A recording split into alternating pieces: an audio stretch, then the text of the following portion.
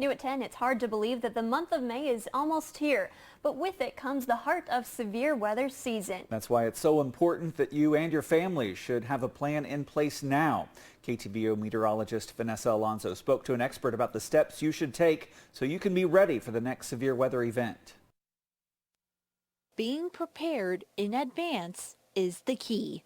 As we go through spring and start getting into the severe weather throughout the central United States, that is absolutely a time where people should get ready for tornadoes, for severe weather outbreaks. Natural disasters have left a deadly and destructive mark over the past few years across the country, even right here in the heartland with events like the Kirksville tornado back in May of 2009.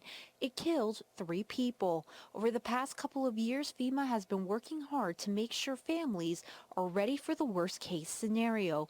National PrepareAthon Day is a time where communities should discuss preparedness and take easy steps to prepare for local hazards. When extreme weather is expected, you need to keep up with local watches and warnings. It's important as the day progresses to keep an eye on the forecast and make sure to listen for those emergency alerts.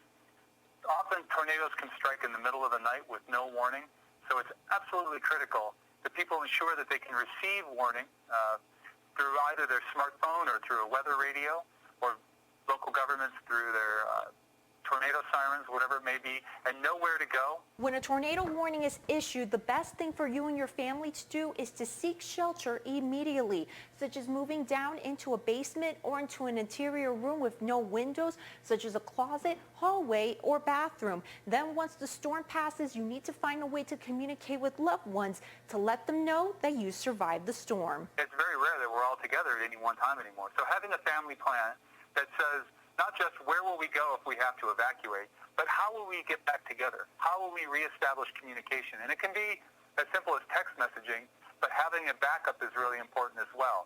Posting your status update, for example, on social media so that we all may know where to go look if we can't raise each other by phone, and that family outside the area knows where to look to make sure that everybody's okay.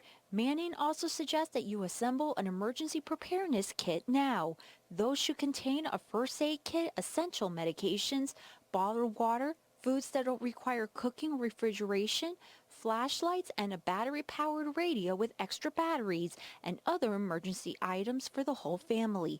Once you and your family are okay, it's always a good idea to check on your neighbors and, if necessary, help them with the recovery process. All of us coming together as one big team is how our communities pull together and recover as quickly as possible. And have that conversation, not just with your families, but with your neighbors and the wider community as well. I think if you take the time before disaster strikes to do everything you can to be ready when it strikes.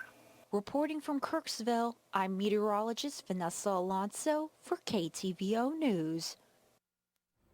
FEMA's National PrepareAthon Day is on April 30th this year. On KTVO.com, we have a link set up in this story to let you know where you can go to get preparedness tips and be ready for severe weather season.